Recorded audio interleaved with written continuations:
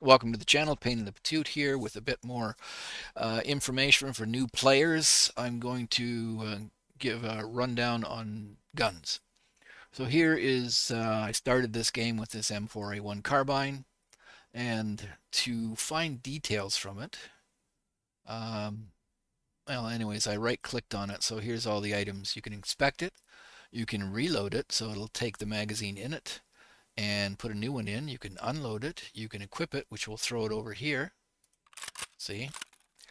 And you can repair it, and I'll explain that in a minute. You can insure it without going through all the problems of having to insure stuff. You can load it from a preset, so you can go in and you can mod a gun to a certain level, and if you like it, you can save it as a preset so that you can come back and you can build another one, and it saves you a lot of time. You can deassemble it. So that usually, if you get a gun from a scav raid or something like that, it's often heavily damaged. If it's below something like 65% in durability, the traders won't touch it, and the only one that'll buy it is fence. So sometimes it's better to disassemble it and sell the parts off to the traders and then sell whatever's left over to the fence. Filter by item. This is searching for um, you can search for a particular item, but here's link search. So basically, it's parts that will be that can be used on this gun. So I've linked to it and I've come to a page in flea market. However, I'm not at level 15, so I can't do anything. But it's coming up here with a lot of things that will I could buy and put onto this gun to make it more effective. Here I got stuff like charging handles. These are the various magazines available to the gun. These are the stocks that are available to the gun. Right now they're not available, but there's some of the things you can do. And then vital parts. You got pistol grips that can be used on the gun, receivers and slides that can be used on the gun. You can change the upper receiver on the gun sometimes for benefit in your stats. But anyways, that's what the link search is for. Add to wish list. You can take any item in the game and add it to a wish list. So if you have something that you're trying to find in the game, um, to do a task, to do build equipment, to work on your hideout for other reasons, or because it's a barter item, then you can tag the item with that. And anytime you find it in the game, you'll see a little pop up. I'll show you on here. So nuts is pretty common item you need. So let's go here, add it to the list, and I'm gonna put it in here. I can't do it as I already have it in a hideout list, but I can add it to another list, and I'll just put it in barter.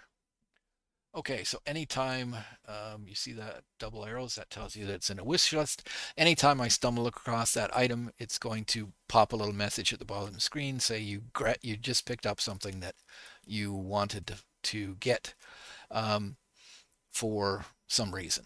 Okay, so back here, that's all this stuff, and then it's discarded. You'll destroy it. It's gone. Okay, so that's all those items. Now let's move on to the next most important, which is inspect. And I'll go over this screen for you. So this is the vital stats um, for the gun. You can basically do all the functions from that basically just standard right-click menu. You can add it to a wish list from here. You can discard it from here. So that's what all that's for. This is the weight of the gun. In gameplay, you have a maximum carry capacity over here on your character. Every time you add something to your character, it gets higher and higher. When it hits 77, you'll bleed through your stamina really quick when you're trying to run. So weight can be important in that aspect. Also, there'll be a bunch of tasks in the game where you have to build a particular gun. So you'll get mechanic is the guy who usually wants it. He'll say, I want an M4 with this on it, this on it, this on it, this on it, and it can't be more than 3 kilograms. So this is the current weight as provision. In order to meet his requirements, you might have to do something like pull the mag. Now it's below 3. I could sell it to him fine. The other thing is you can pull the bullets out of the mag and that'll lose weight or take weight down.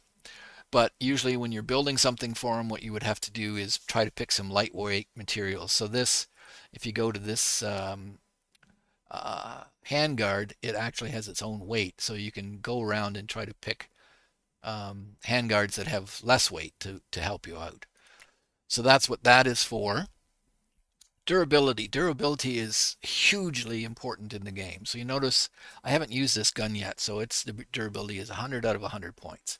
Now I have used this guy a couple times, and you notice now that its durability is down to 99.4 out of 100 points. So as you shoot the gun, its durability will drop. And if it drops below 60, you will get a chance of jams occurring. And yes, the guns will jam in this game. You often see that on submachine guns that have a high fire rate. Vectors, MP5s, MP7s will often jam because they overheat, and the picture of the gun while you're shooting actually starts glowing red to tell you you're about to jam.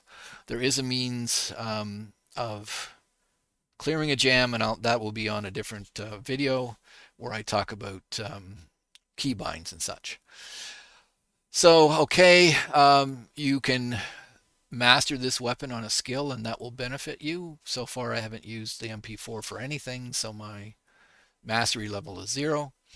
Ergonomics. Ergonomics is how quickly, when you go from just carrying the gun to being able to look through sights, scope, red dot, something like that. So the higher this number is, the faster you can bring the gun up to your face to shoot somebody, and that is important when you're shooting somebody. Accuracy. This is the accuracy of the gun. You can only really change. There's not much you can do to change that. Sometimes the bullets have an that you use have an accuracy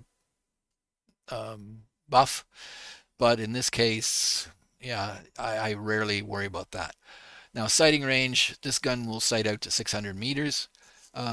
You can improve that by putting the scope on. So let me just here.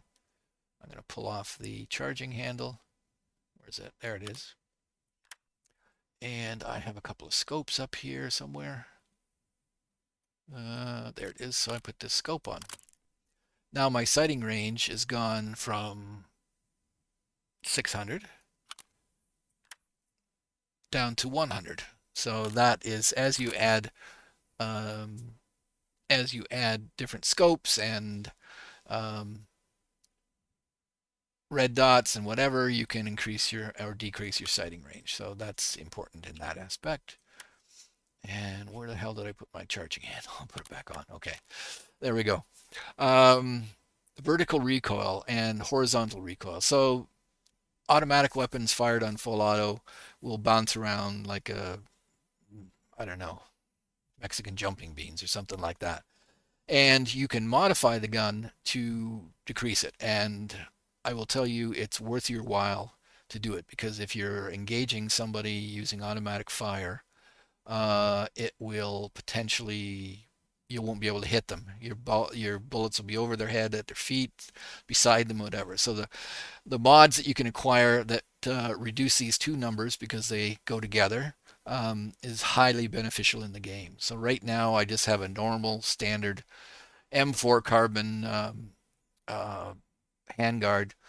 There's nothing I can do to help myself. This gun is going to be shit when I go in to hit anything. Muscle velocity, higher the muscle velocity, the better the chances of doing damage when you hit somebody.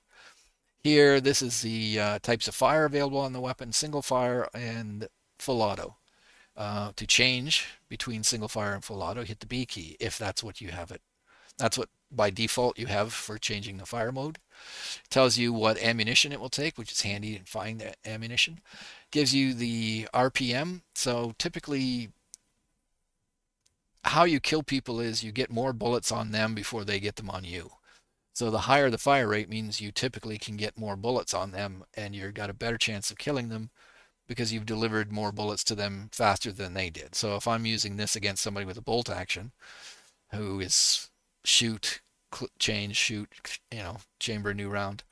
But if I go here onto this guy, you see he's only got 700 RPM. So if we were both shooting at each other, I potentially could beat him simply because I can get more rounds on his head um, than he can get on me. Now he's using 7.62 by 51, which is a more damaging bullet, so he probably would kill me quicker, even though his uh, rounds per minute fire rate is lower than mine. And then effective distance, this gun is good as it sits, out to 500 meters. If I want, again, I will just quickly change to this scope. So notice that when I'm changing this, I'm affecting various components. So here, the sighting range is going up by 700, but the ergonomics are going down by 4. So again, every attachment you add to the gun is um, there's good and there's bad about them, I guess you could say. So it didn't change my effective range. So maybe that's some or effective distance. That's the base gun. Anyways, that's fine. Okay. And then unlocks on flea market at level 25. So until I hit level 25 with my character, I won't be able to buy this gun off the flea market and probably can't sell it either. So that's something to keep in mind. Anyways, that's all the information that I wanted to do here is